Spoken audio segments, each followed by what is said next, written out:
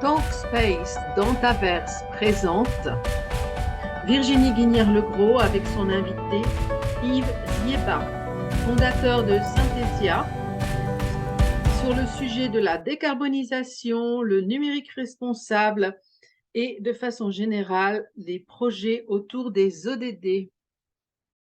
Bienvenue Yves. Bonjour Virginie, merci pour ton accueil. Oh, c'est super. Je suis très contente de t'avoir avec moi donc, dans ce podcast. Ça fait maintenant quelques années qu'on se connaît. Et moi, j'ai fait ta connaissance donc dans le cadre d'un hackathon d'Open Geneva. Hein, on était dans des équipes en compétition. Mais Open Geneva, c'est jamais vraiment de la compétition, hein, c'est plutôt de la co-création. Donc, nous voilà quelques années plus tard dans ce podcast et puis je vais essayer de faire découvrir qui tu es parce que je trouve que tu es quelqu'un de grande valeur et que c'est intéressant pour plein de gens de savoir qui tu es, ce que tu fais, échanger avec toi sur tes actualités. Très bien, avec grand plaisir. J'ai de très bons souvenirs effectivement de ces moments de hackathon où à la fois le projet que tu portais et le mien avaient été utiles en période de résilience Covid. Donc je me réjouis de rediscuter avec toi aujourd'hui. Super. Alors, on va peut-être commencer avec ce projet, en fait, à l'époque. Hein, donc, c'était un projet autour de la mode, du soutien donc aux créateurs de mode face à la crise Covid. Est-ce que tu peux nous en parler un peu plus? Oui, bien sûr, avec plaisir. Donc effectivement, nous, notre axe principal, c'est la décarbonation, donc la réduction de la pollution de l'air. Parmi les industries qui sont les plus génératrices de pollution de l'air, il y a bien le secteur de l'énergie, mais il y a aussi le secteur de la mode. Et donc, c'est pour ça qu'on a regardé ce qu'on pouvait faire au niveau de ce secteur-là. Et plus spécifiquement, pendant la crise Covid, il y avait une difficulté d'accès aux canaux de distribution et aux circuits d'approvisionnement pour les petites et moyennes entreprises qui sont en général des artisans, des entreprises de quelques employés, parfois des créateurs ou des créatrices qui sont seuls dans leur structure. Donc, on avait effectivement fait de la co-création pour trouver un certain nombre de solutions pour eux et pour elles. Et voilà, donc ça nous avait permis de faire plein de belles choses, à la fois de rencontrer des créatrices et des créateurs avec qui on est encore en contact aujourd'hui. On garde avec grand plaisir ce contact-là. D'avoir voilà, quelques discussions avec les circuits de distribution et avec le milieu de l'événementiel qui lui aussi souffrait pendant la crise Covid. Donc, cette initiative d'autonomisation, elle continue aujourd'hui et principalement sous forme de séances de coaching à distance entre les créateurs et nos équipes de coach. Oui, moi je me souviens très bien, en fait, un des problèmes principaux pendant cette crise Covid, c'est que certaines usines avaient été réquisitionnées pour faire des masques. Et quand on réquisitionne des usines pour faire des masques, il faut se dire que ces usines, avant d'être réquisitionnées, elles travaillaient pour d'autres personnes et en particulier pour les créateurs de mode. Et le fait de créer des masques avec ces usines réquisitionnées, fait que les créateurs de mode, pendant un an, n'ont pas pu faire réaliser leur collection de mode et n'ont pas pu faire leur vente et se sont retrouvés face à un chômage technique structurel dû à la crise sanitaire. Et ça, c'est quelque chose de très qui était très grave, hein, qui reste très grave. C'est quelque chose sur lequel il faudrait réfléchir à l'avenir, justement sur la répartition et la façon dont on monopolise certaines ressources, parce que d'un côté, on booste un secteur dont on a besoin, c'est clair, mais d'un autre côté, on en fait tomber un autre. Et ça, c'est très délicat. Hein, ça, c'est une chose. Et en même temps, comme tu l'as fait remarquer, on a été dans le cadre de ce hackathon, on a été en contact aussi avec des gens qui étaient dans l'organisation d'événements et qui avait aussi de graves problèmes, et en particulier sur ces grands espaces, comment dire, c'est Expo Geneva, je sais plus comment c'est ça, où les gens qui travaillent pour ce genre d'événement, si d'un seul coup les gens ne sont plus autorisés à se retrouver à plus de 1 000 personnes, 100 personnes dans une pièce, tous ces événements sont annulés. Et Mhm. comment est-ce qu'on gère une crise sanitaire avec de grands espaces et des contraintes sanitaires très exigeantes, nécessaires, mais qui challenge énormément la créativité. Et quelquefois, il n'y a pas de solution, malheureusement, aux problèmes qui surviennent avec ce genre de situation. Mais, j'avais trouvé ce hackathon très intéressant. Moi, j'étais venue avec un projet complètement différent, hein, qui était une plateforme d'aide, de distribution de bons alimentaires numériques pour les gens, donc les faibles revenus, comme les petites retraites et comme les familles avec beaucoup d'enfants sur Genève qui vivent avec des petits revenus. Et je pense d'ailleurs que c'est quelque chose qui est encore valable, tout comme aider les créateurs de mode face à la crise est toujours valable. C'est pas parce que aujourd'hui la crise sanitaire, je dirais que on s'est habitué à cette crise sanitaire que les effets secondaires de cette crise sanitaire ne sont pas encore là. Voilà. Donc, et il y a plein de choses qui sont toujours pas résolues. Et puis peut-être ça vaudrait le coup de refaire un hackathon d'ailleurs dans les prochains mois pour essayer de non plus de chercher des solutions parce qu'on en a déjà trouvé des solutions, mais peut-être de les mettre en place. Euh, dans tes projets, il y a des projets aussi autour de la décarbonisation. Est-ce que tu peux expliquer qu'est-ce qu'on peut faire avec la décarbonisation? Quels sont tes projets autour de la décarbonisation? Parce que la décarbonisation, pour moi, c'est un mot qui est assez, comment dire, euh, pas très concret. On ne voit pas de choses réellement concrètes par rapport à cette décarbonisation, parce que c'est des échelles souvent qui sont planétaires ou qui demandent des gros budgets qui aujourd'hui n'ont pas forcément été mis en place là pour l'instant. Donc, parle-nous, dis-nous ce que tu peux, qu'est-ce qui se passe à ton niveau, au niveau de la décarbonisation, et éventuellement, qu'est-ce qu'on pourrait faire, nous, à notre niveau, pour aller dans ce sens. Ah, c'est effectivement une très bonne question. Bon, ça consiste à réduire les émissions de CO2 et de gaz à effet de serre. Donc, il y a effectivement des enjeux planétaires sur ces questions-là à l'horizon 2030-2050 avec des objectifs que chaque pays ont à atteindre. En Suisse, c'est décliné sous la forme de plan climat par canton. Donc, effectivement, à ton niveau, à mon niveau, qu'est-ce qu'on peut faire concrètement pour avoir un impact? Et donc, nous, on est vraiment sur ça, en fait. On est sur l'émergence d'initiatives, de projets innovants, concrets, pragmatiques, qui peuvent, à l'échelle, au départ, d'une petite équipe, et puis ensuite qu'on aide à se développer, avoir un impact et réduire les émissions de CO2. Donc, je pense que la meilleure façon de le rendre moins abstrait, c'est par l'exemple. Donc, c'est pour ça qu'on génère beaucoup d'idées et qu'on génère beaucoup de projets concrets.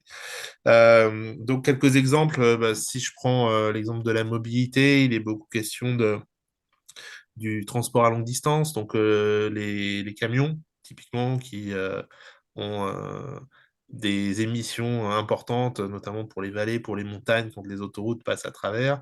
Donc là, c'est plutôt la filière hydrogène, donc toute la partie mise en place du raffinage, de la production, du stockage, de la distribution de l'hydrogène. Il n'y a pas de station-service facilement trouvable aujourd'hui, donc il faut mettre toute cette filière en place. C'est clair, et je peux même rajouter que depuis 2 ans, je crois que c'est l'Australie qui a un projet d'autoroute à hydrogène. Et Mmh. c'est vrai que, alors c'est super pour les camions, parce que les camions, les longues distances, autoroutes, mais ça nécessite d'avoir des stations essence, des stations, pas essence justement, des stations à hydrogène.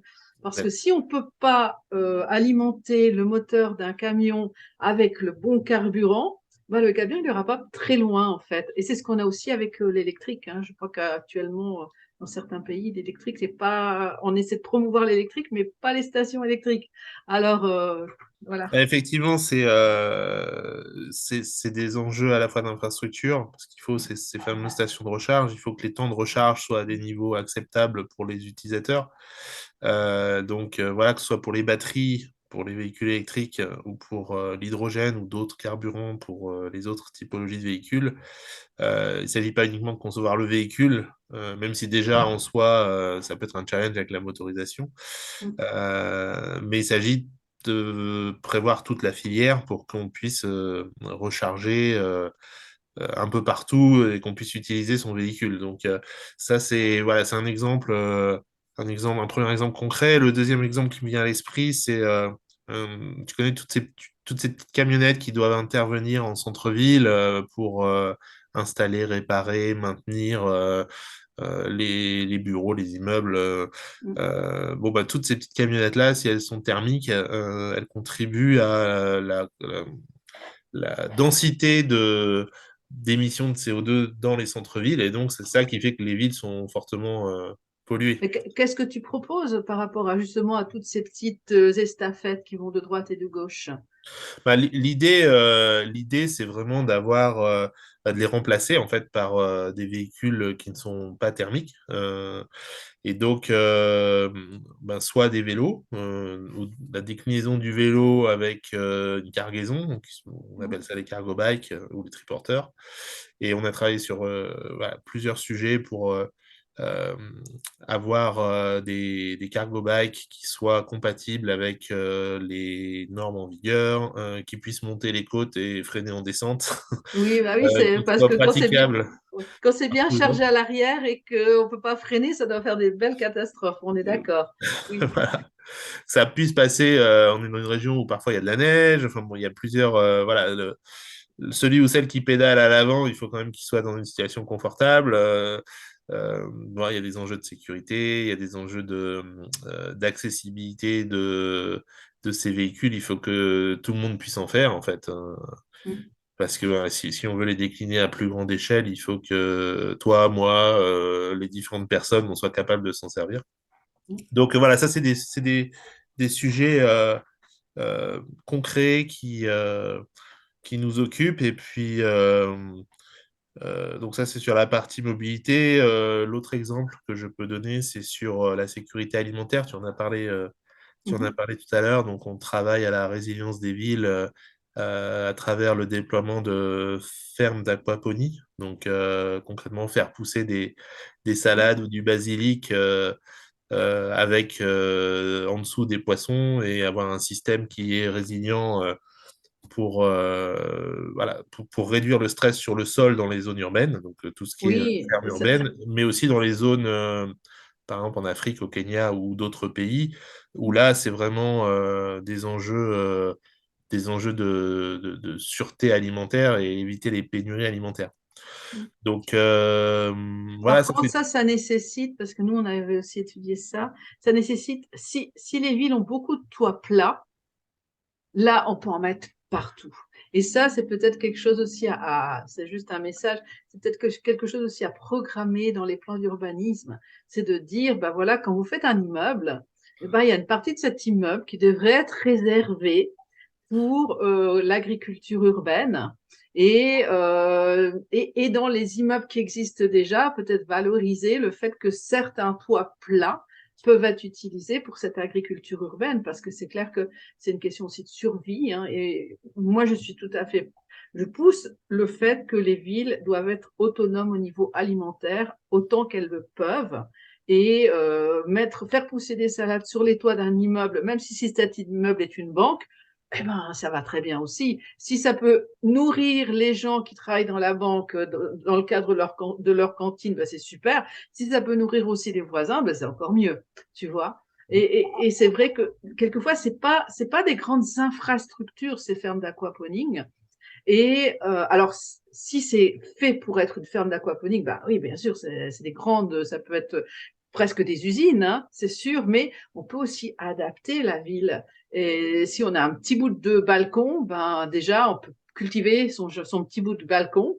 Et si on a un toit plat au-dessus de son immeuble, ben, on peut peut-être mettre une option pour créer quelque chose, une petite structure pour aider à ce que la ville puisse se nourrir et être autonome. Ça, je pense que c'est super important. Ça, c'est aussi important que la décarbonisation pour moi, cette Oui, mais ça, autonomisation alimentaire. c'est vrai que ça, on n'y pense pas forcément, mais ça fait partie de la décarbonation parce que si tu peux produire localement, tu es en circuit court, donc tu n'as pas besoin de faire venir tes ingrédients alimentaires ou tes poissons de je ne sais où, tu les as sur place. Donc, tu raccourcis les circuits. Ça peut être servi au restaurant du coin ou dans la cantine du quartier. Et donc c'est pour ça que bah voilà, on travaille sur ces sujets-là avec des plus petits modules, comme tu l'as mentionné, typiquement 40 mètres cubes, pardon, 40 mètres carrés, que tu peux imaginer avoir dans une cave sur un parking ou sur un toit. Mhm. Et en périphérie, on peut effectivement faire beaucoup plus grand. Et là, il y a d'autres façons d'optimiser. Quand on a beaucoup de place, on peut faire des choses avec du solaire, on peut générer du biogaz, on peut faire plein de choses en plus du circuit fermé d'eau qui est nécessaire à la ferme d'aquaponie. Oui, et puis ça, quand tu parlais du solaire, j'ai vu encore, je sais plus, est-ce que c'est en France, où maintenant on exige, enfin, il va être exigé que les parkings soient couverts par du solaire. Donc ça, je trouve c'est super, parce que j'avais toujours trouvé étrange de mettre ces installations solaires et de rien faire en dessous, tu vois. Mhm. Et en Afrique, on peut utiliser ces installations solaires pour en dessous faire des jardins, protégés du soleil qui peut être quelquefois très dur hein, dans certains déserts. Peut-être qu'on peut aussi imaginer des choses avec des panneaux solaires. Alors, les panneaux solaires, on peut les mettre sur les toits. Hein. Chez nous, ben, moi, je suis sur la vallée de Joux, alors on a des grands toits de ferme. Voilà, ils font un certain nombre de mètres carrés, mais en tout cas, c'est ce qui se fait en ce moment. Par contre, il me semble que quand on fait des fermes, tu sais, des fermes solaires, il faut mettre quelque chose en dessous parce qu'en dessous il y a un sol et si ce sol, voilà, et on a un problème alimentaire, on a un problème énergétique, on met l'installation énergétique, mais on profite pas de cette installation énergétique pour augmenter en fait la valeur de cette installation en faisant de l'alimentaire ou d'autres choses parce qu'il y a des cultures qui ne nécessitent pas un soleil intense et permanent. Tu parlais aussi d'aquaponing en cave. Bah, la culture de champignons, par exemple, il y a beaucoup de cultures de champignons qui n'ont absolument pas besoin de soleil. Au contraire, il faut éviter le soleil pour ça. Donc, il y a plein de possibilités et d'optimisation, en fait, aussi de ces structures, en fait. Mhm. Mais oui, on est tout à fait sur cette ligne-là. Donc, quand on est en plein air, entre guillemets, la ferme d'aquaponie, c'est en fait ce qu'on met en dessous de de la serre passive solaire chinoise. Donc, en fait, tu as Mhm. les panneaux solaires sur le toit et tu as la ferme d'aquaponie à l'intérieur avec un circuit fermé d'eau, le tout étant contrôlé pour contrôler le niveau de la température et de l'acidité parce qu'il faut que les poissons puissent survivre. Mhm. Et aussi que, il y a les nutriments nécessaires à ce que les salades, le basilic ou les différentes autres Ou euh, les tomates. tomates, voilà, tout ce que tu fais pousser au-dessus, il faut que ce soit sain et contrôlé. Et donc, ça peut être un recours en situation de catastrophe parce que s'il y a eu un glissement de terrain ou s'il y a eu une coulée de lave ou autre chose, ben, justement, les terres ne sont pas cultivables au moins pendant un certain temps. Donc, avoir des systèmes qui sont déployables Hors facilement sol, hors des sol, systèmes hors sol, oui. ça peut être intéressant. Donc, c'est pour ça qu'il y a un travail qui a été fait sur des systèmes modulaires. Mais effectivement, le principe du module, c'est que tu peux en mettre un ou tu peux en mettre 300. Donc, Mais oui, c'est ça. voilà. Mais moi, ça me fait penser aussi à ces terres qui ont été détruites hein, au Brésil et dans d'autres zones où on n'en fait plus rien parce que, en fait, il y avait la forêt.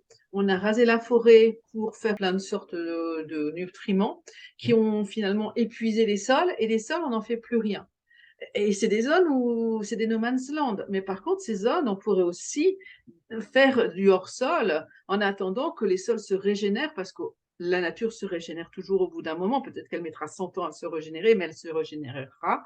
Et on peut peut-être imaginer des choses intermédiaires comme ça. Parce que aujourd'hui, on a besoin de surface pour faire du solaire.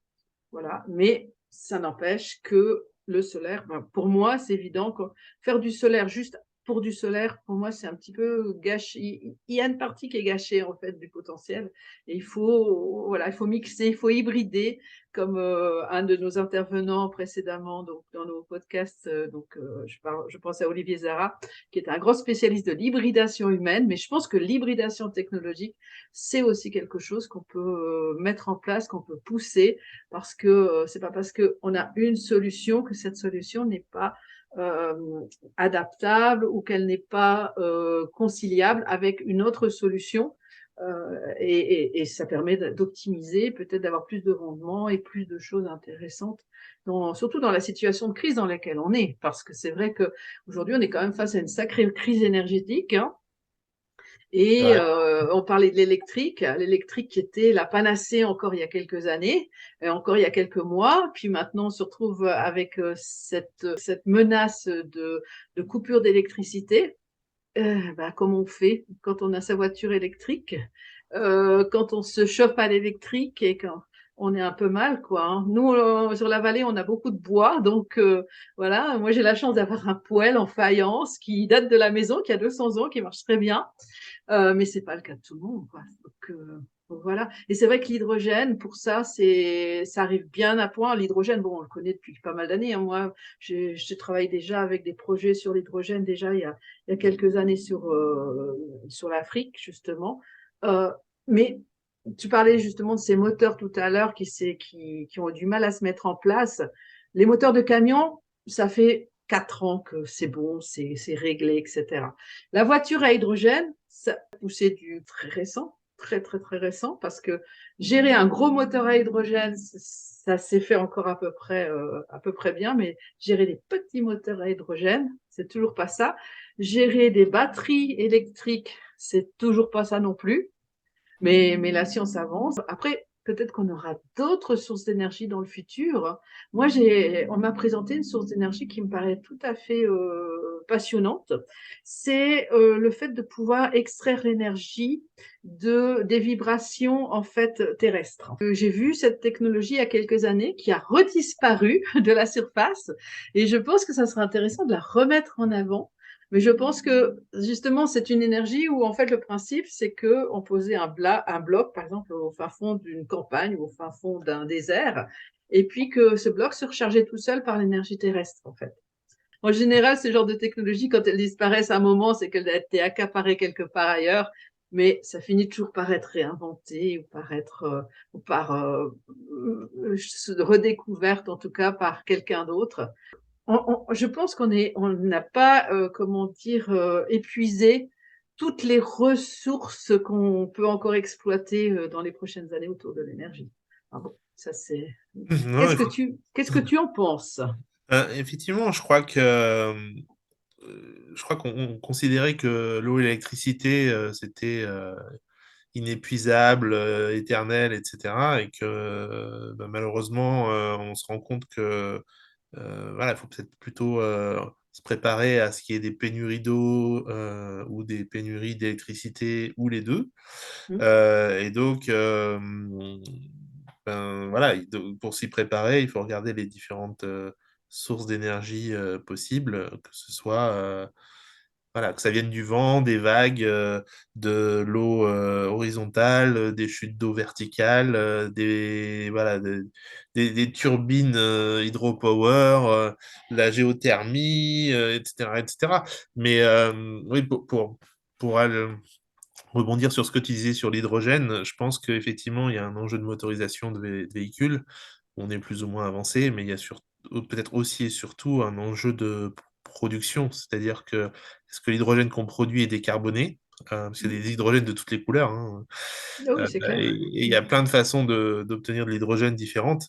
Et c'est là qu'il y a les gros enjeux, en fait, en termes de filière. C'est-à-dire, est-ce que l'hydrogène va être produit de façon décarbonée, en quantité suffisante et surtout à un prix qui soit abordable? Parce que si on produit un hydrogène qui coûte 3 fois le prix d'un plein de diesel, qui va changer de véhicule? C'est Donc, clair. il y a des enjeux de prix.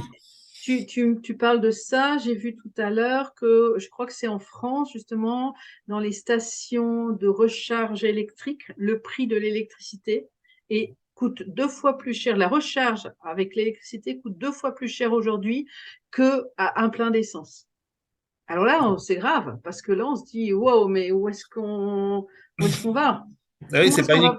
va, comment on va pousser des gens à changer des moteurs thermiques vers des moteurs électriques ou des moteurs à hydrogène si derrière le prix du carburant il est, et là il est double, il est 2 fois plus cher. Donc les gens ils vont pas avoir envie de changer. Le budget, ben ça peut avoir aussi des impacts même en dehors du choix de la voiture, parce que la proximité géographique de l'emploi, elle n'est pas toujours là, elle est souvent loin d'être là.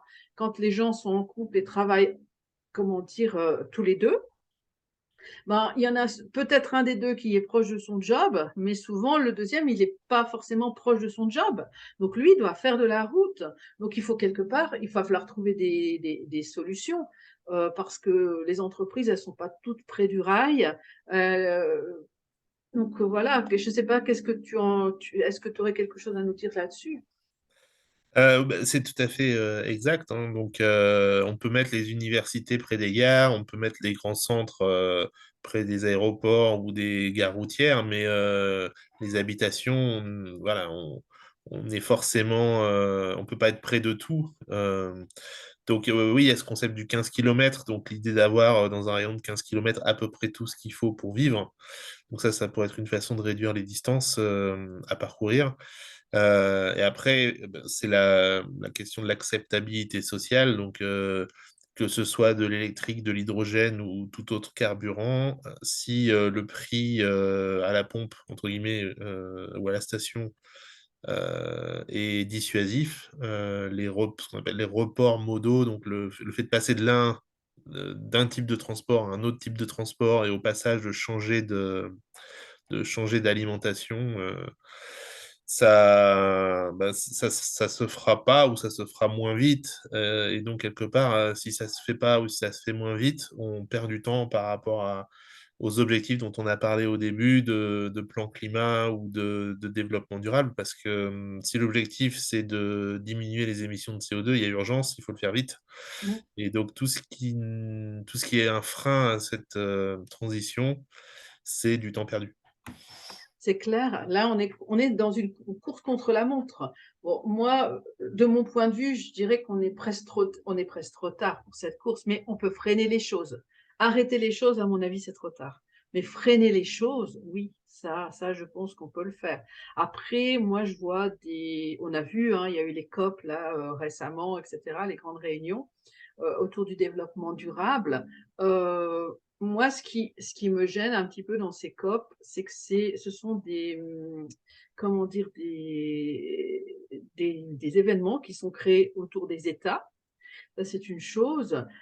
Mais aussi, comment dire, donc ce sont des grandes décisions étatiques qui sont prises, alors que, en gros, pour moi, de mon point de vue, ce qui est aussi important, c'est que les gens, les petites personnes, les familles, on leur propose aussi des solutions, tu vois.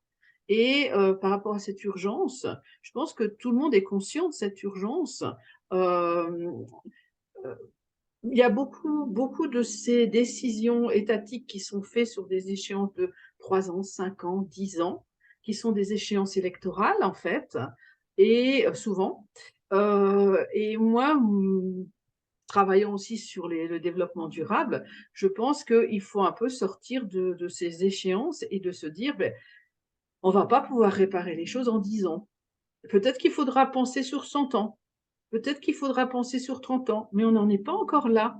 Mais c'est maintenant qu'il faut y penser parce que c'est pas, de mon point de vue, ça ne sera pas sur une génération ou sur 2 mandats électoraux qu'on pourra réparer ou, comment dire, ou ralentir certaines choses parce qu'il nous a quand même fallu 200 ans pour en arriver là. Est-ce que tu aurais quelque chose à nous dire sur le sujet? Euh, oui, je peux rebondir. Donc effectivement, par rapport au... Bon, moi, je fais pas de politique, hein, je tiens à ma neutralité, mais effectivement, j'observe que les enjeux d'élection, de réélection ont un certain horizon de temps qui est parfois beaucoup plus court que les enjeux que nous, on doit traiter, qui sont parfois plus longs. Et puis, effectivement, on ne peut pas non plus tout attendre de la vie politique ou des lois parce que Ça peut aider, mais ça ne suffira pas. Il faut qu'il y ait des actions à un autre niveau. En Suisse, c'est typiquement au niveau cantonal avec les plans climat, mais aussi qu'est-ce que les entreprises peuvent faire, qu'est-ce que le monde associatif peut faire, qu'est-ce que les individus, les quartiers, voilà, qu'est-ce qu'on peut faire aux différents niveaux en termes d'action pragmatique. Moi, c'est plutôt ce périmètre-là qui m'intéresse. Euh, D'abord parce qu'il y a, voilà, il n'y a pas d'enjeu d'être élu, de faire partie d'un parti ou je ne sais quoi. Et on est uniquement dans voilà, mettre en œuvre des solutions pour que, avec un objectif qui semble simple, hein, qui est de réduire les émissions de CO2, mais en fait, il y a plein de façons d'y parvenir et choisir les bonnes, c'est à la fois beaucoup il faut se former sur ces sujets-là pour comprendre. Et puis, voilà, on en a peut-être pour 200 ans, je sais pas, 25 très probablement. En fait, tu sais, moi, je pense que quand on gère de la complexité, hein, parce que la complexité, moi, c'est ma spécialité. Quelquefois, c'est pas une question de choix de bonnes et de mauvaises solutions. Quelquefois, c'est juste que les choses se mettent en place avec des grandes quantités de personnes, avec des grandes quantités des gens qui sont motivés à aller de l'avant. Parce que quelquefois, les solutions, elles peuvent arriver de droite, de gauche, de centre. On peut, quelque part, on est dans des écosystèmes. Donc, si on commence à réparer ou à travailler sur un écosystème en partant, je ne sais pas, du bas, par exemple, ou du haut, eh ben, au bout d'un moment, ben, on va assainir les choses, on va améliorer les choses, et puis ça va se répartir sur la droite, ça va se répartir sur la gauche. Donc, pour moi, il faut se mettre en route, il faut avoir une vision. Il n'y a pas de mauvaise vision ou de bonne vision. Il y a des bonnes intentions ou des mauvaises intentions. Tu vois. Et il faut commencer quelque part et il faut commencer à une échelle euh, mondiale, en fait. Il faut que tout le monde se mette d'accord. Et pour ça, pour pouvoir travailler à une échelle mondiale, il faut des modèles. Il faut des pays qui sortent du lot et qui restent sur leur ligne, bien droit dans leurs bottes, et qui disent, voilà, nous, on a décidé d'aller dans ce sens-là, comme ça. Et puis, comme à un moment donné, ils vont obtenir des résultats, ben, il y a d'autres pays qui vont regarder ça et puis qui vont dire, ah oui, bon, c'est une bonne solution, parce que souvent, tu sais, dans ces périodes de grande confusion, de complexité, il y a beaucoup de confusion. Et aujourd'hui, on a formé dans les universités beaucoup de spécialistes qui n'ont plus la vision globale. Donc, il y a très peu de gens dans le monde qui ont des visions globales qui permettent de trouver des solutions globales. Voilà. Et bon, on voit ça par exemple dans le monde de l'éducation, il y a des changements de métier, il y a des changements de technologie. À quel métier faut-il former les étudiants de demain? Ça fait 7 ans que personne n'est capable de répondre à cette question partout dans le monde. Moi, il y a 5 ans, je suis allée à Winterthur à un grand rassemblement mondial de tous les pays au niveau de l'éducation et en particulier de l'éducation tout au long de la vie. Eh ben, ils étaient tous d'accord qu'ils ne savaient pas et qu'ils n'avaient pas la réponse. Or, l'éducation, c'est le monde de demain. Le monde de demain, si personne, si aucun pays n'a une solution, ben, ils vont faire comment? Et par contre, ce qui était intéressant, et ce qui est intéressant pour nous, parce que toi et moi, on vit en Suisse, c'est que les deux modèles qui étaient suivis par tout le monde, c'était le modèle suisse et le modèle coréen du Sud, parce qu'ils avaient beaucoup développé, pas forcément que la partie universitaire, mais aussi la partie apprentissage, que presque tous les autres avaient abandonné dans le monde. Et ce qui fait que, par exemple, en ayant développé que la partie universitaire, on se retrouve, par exemple, en Afrique, l'Afrique qui a suivi le modèle de l'Occident, où on se retrouve avec des gens qui sont ingénieurs spécialisés dans tel et tel secteur très pointu, etc. Et puis ils sortent de l'université, mais ils sont tellement pointus qu'ils n'ont pas de job. Et surtout, dans leur pays, bah, il n'y a pas de classe moyenne. Ça veut dire que même les médecins, même s'ils formaient eux-mêmes les médecins sur place, ben, les médecins, ils n'auraient même pas de quoi vivre. Parce que pour vivre, il faut une classe moyenne, par exemple. Ça veut dire que c'est complètement... Ils se sont lancés depuis 30 ans 40 ans dans des études universitaires qui, derrière, n'ont pas de répondants sur le terrain, qui n'ont pas de, comment dire, de débouchés, sauf à aller travailler à l'étranger. Et si ce sont des gens qui ont été formés à l'étranger, ils reviennent, par exemple en Afrique, et rapidement, ils repartent, parce que souvent, c'est des longues études. Les gens se sont mariés aux États-Unis, en Europe, donc la dame n'est pas africaine dans certains cas. Et puis, ben, il faut faire tourner le ménage. Et puis, quand on est payé qu'avec des poulets, hein, parce que souvent c'est ça, les gens, ils ont des poulets, un poulet vivant ou un poulet mort pour payer le médecin. Le médecin, au bout d'un moment, il peut pas, il peut avoir un grand congélateur, mais il va pas pouvoir payer toutes ses factures avec que des poulets. Là, je fais une discrétion sur l'Afrique, mais juste pour expliquer que en fait, euh, aujourd'hui, on est face à des challenges mondiaux dans l'éducation, dans l'énergie, dans plein de choses. Et finalement, il y a peu de gens qui réellement ont les solutions. Par contre, il y a quelques leaders, quelques pays leaders dans le monde qui essayent des choses différentes. Certains réussissent, certains ne réussissent pas. Et bah, il faut les encourager, ces pays-là, ceux qui expérimentent, ceux qui ont la force de faire différemment, peut-être de s'opposer peut-être à certains lobbies ou autres, quelquefois, parce que quelquefois c'est le problème, il est là. Et parce que s'ils réussissent, ben, ils vont être des modèles pour les autres autour. Voilà. Donc moi, je pense qu'il y a ces deux phénomènes qu'il faut vraiment mettre en place, c'est la vision, rassembler le maximum de personnes pour aller vers une vision. Comme je dis, il peut y avoir 50 visions, mais de toute façon, elles ne sont pas en opposition puisque le but, c'est le même. Voilà. Mhm. Donc, il faut en prendre une, pas forcément la choisir. Et comme tu disais, tu parlais tout à l'heure qu'il y a des bonnes et des mauvaises visions, mais en fait, moi, je ne crois pas que du moment que l'intention est là, et ben, les choses se mettront naturellement en place, tout Mhm. simplement. Voilà. Oui, non, bah, sur les pays inspirants, effectivement, la Suisse, la Corée du Sud, moi j'aime bien regarder ce qui se passe du côté de la Finlande, du Costa Rica ou de la Nouvelle-Zélande, qui sont... Oui, euh, la bah, Nouvelle-Zélande, ouais, c'est un excellent modèle. Moi, j'aime aussi beaucoup ce qui se passe au Canada, mhm, surtout en matière de gestion de l'immigration. Parce que ça, c'est quelque chose de... Bon, eux, ils ont beaucoup de place, donc ils doivent peupler des grands territoires. Hein. Mais la Nouvelle-Zélande aussi, et dans ce cas-là, ils ont des grands territoires à peupler. Et c'est vrai qu'il y a quelques pays dans le monde qui sont leaders et qui peuvent être des modèles.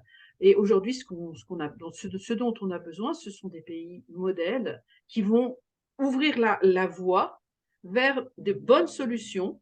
Et quand ils auront validé certaines bonnes solutions qu'ils ont mis en place, ben dans ce cas-là, ben, ce sera beaucoup plus naturel pour les autres. Mais on est dans cette phase de transition où en fait, on est entre la recherche de solutions et des gens qui sont là et puis qui attendent des solutions et les solutions réellement applicables qui vont arriver. On est juste dans cette période de transition. Bah, de la même façon qu'on est sur cette période d'innovation hein, dans des technologies, il y a toujours une similarité entre ce qui se passe dans le monde de l'entreprise, dans le monde familial, à tous les niveaux du monde. Et si dans les technologies, on a été dans l'hyper-innovation depuis les 10 dernières années, que ça commence à se stabiliser là, et que ça va commencer à se mettre en application, il faut imaginer que le reste aussi va suivre le même chemin.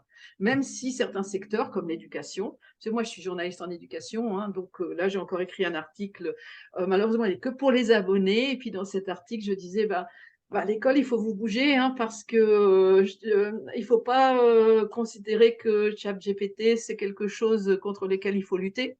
C'est simplement une évolution du monde. ChatGPT, c'est peut-être la pièce qui va aider à faire la transition. L'école se base beaucoup sur la mémoire. Mais aujourd'hui, est-ce qu'on a besoin de gens qui ont des mémoires gigantesques, à part certains domaines comme la médecine ou la pharmacie? Non, plus vraiment. Aujourd'hui, il y a des grandes évolutions. Le livre est arrivé il y a 500 ans. Avant, on avait des parchemins. Un jour, il y a 500 ans, est arrivé le livre. 500 ans plus tard, peut-être que c'est la fin du livre. Parce qu'il y a l'informatique, parce qu'il y a Internet, parce qu'il y a plein d'autres médias. Le livre sera toujours utilisé par des gens, des experts, des gens qui sont amoureux des livres. Mais la masse, de façon globale, de mon point de vue, le livre va disparaître dans les prochaines années. Pourquoi est-ce que dans ces fameux premiers livres de l'enfance, collection Bibliothèque rose, Bibliothèque verte, les livres ont été réécrits ces 20 dernières années avec un vocabulaire plus pauvre, un vocabulaire plus compréhensible par les élèves? Là, on peut se dire qu'il y a une paupérisation quelque part, mais simplement parce qu'il y a un changement, tout simplement, de société. on a simplifié les langages. Mais là, je sors de ton domaine. Donc voilà. Donc on parlait de complexité. Pour moi, oui, il faut amorcer quelque chose. Il faut suivre ceux qui ont commencé à ouvrir les voies. Et puis ça se fera naturellement. Mais il faut le faire, quoi. Faut commencer à y aller. Parce que rester sur place maintenant, en 2023, si la moitié du monde reste sur place, ça va être une catastrophe parce qu'on ne va pas y arriver. Oui, non, sur l'éducation, c'est vrai que les écosystèmes sont changeants, difficiles à comprendre. Donc, ça demande beaucoup de temps et d'énergie pour comprendre ce qui se passe dans un petit écosystème. Donc, quand on est dans l'hybridation ou quand on est sur des choses plus complexes, c'est encore plus difficile de comprendre les dynamiques des écosystèmes. Ça, c'est probablement une qualité qui est de plus en plus importante.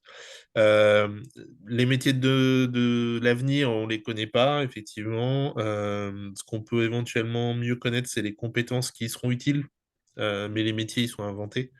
Moi, je trouve que c'est pas quelque chose qui me déprime, je trouve que c'est plutôt enthousiasmant l'idée de pouvoir Oui, créer son propre métier moi aussi, en fait, ou parce qu''inventer.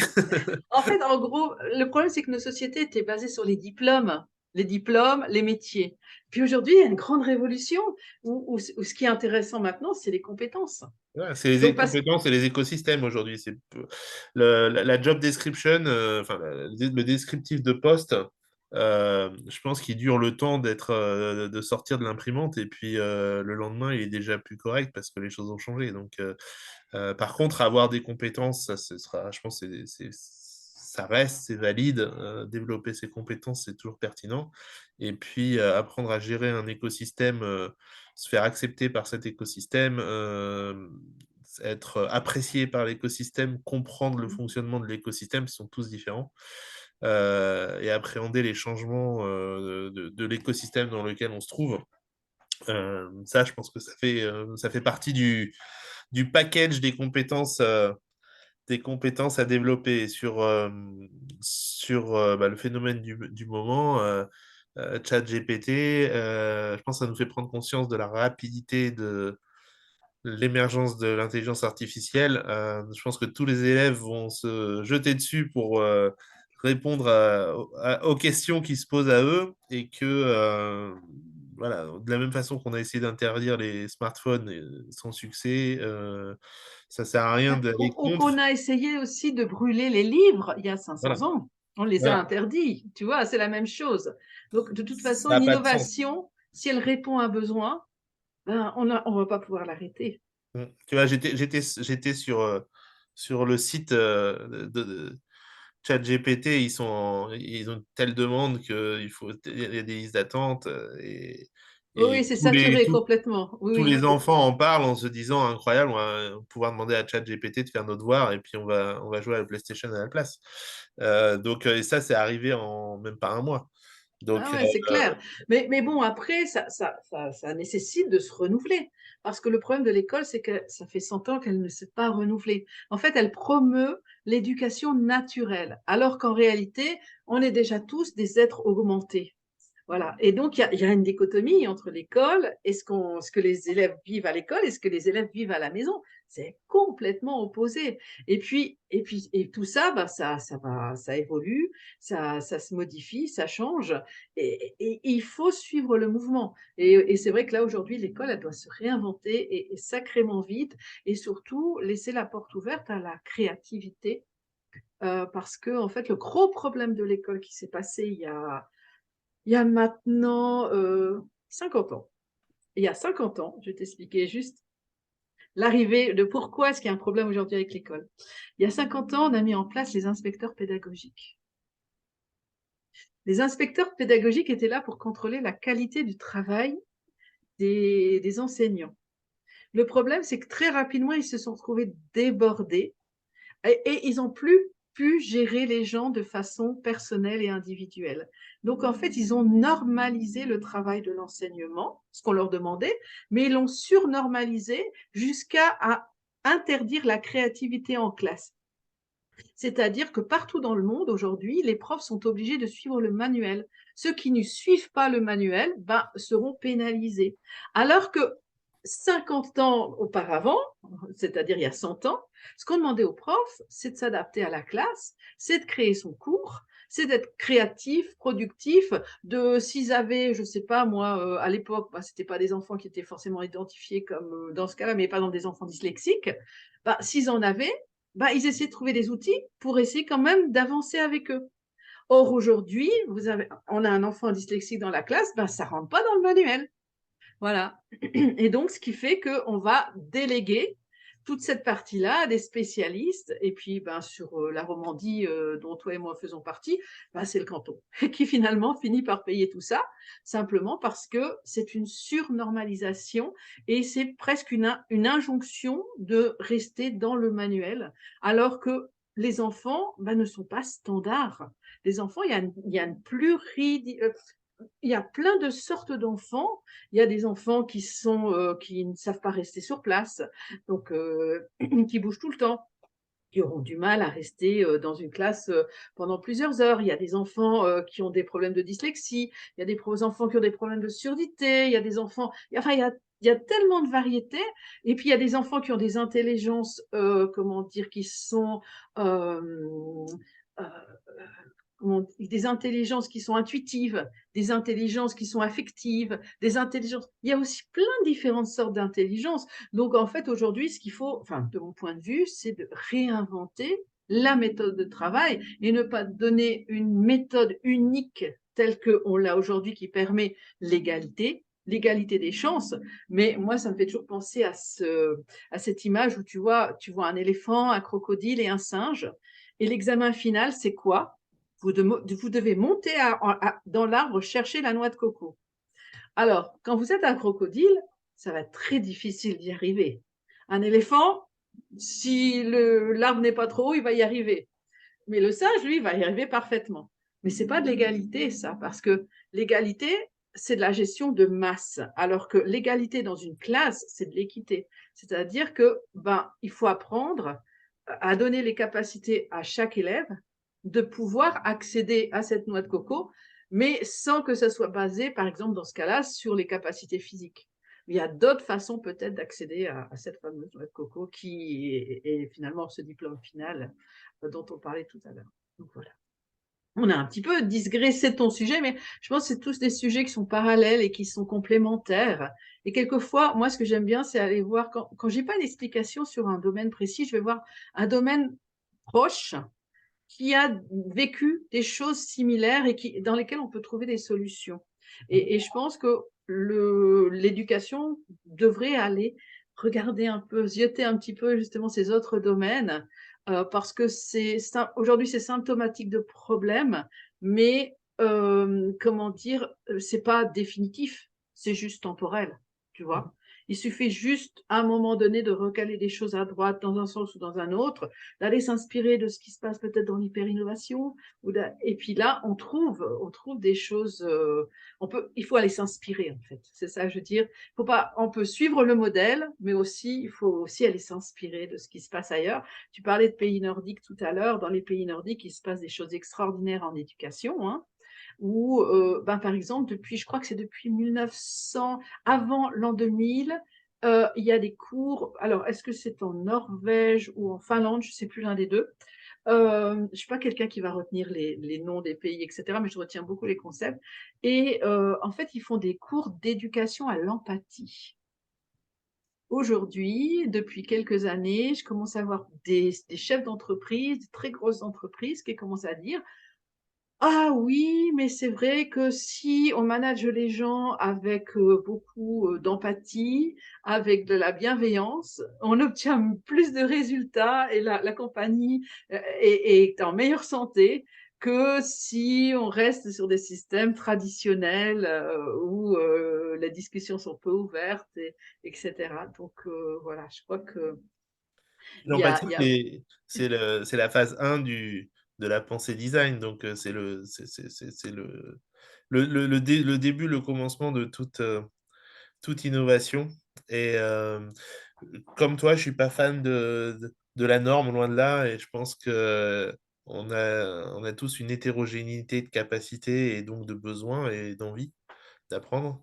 Et que, il y a beaucoup de choses effectivement dans, les méthodes d'innovation, les outils d'innovation qui, pourraient être, utiles dans un système éducatif pour, révéler des capacités, cognitives, physiques, sociales, émotionnelles, qui sont aujourd'hui, peu ou pas du tout utilisées dans le système éducatif, que ce soit pour les petits ou pour les grands.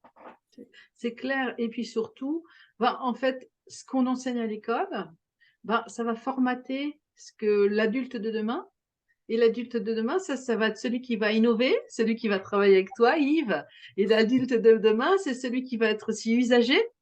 Et puis, il faut que ça soit en adéquation. Je veux dire, des gens comme toi, si vous vous battez pour décarboniser, etc., et puis que derrière, ben, on n'enseigne pas la valeur de la décarbonisation dans, comment dire, dans des âges d'apprentissage, ben, derrière, ça ne suivra pas.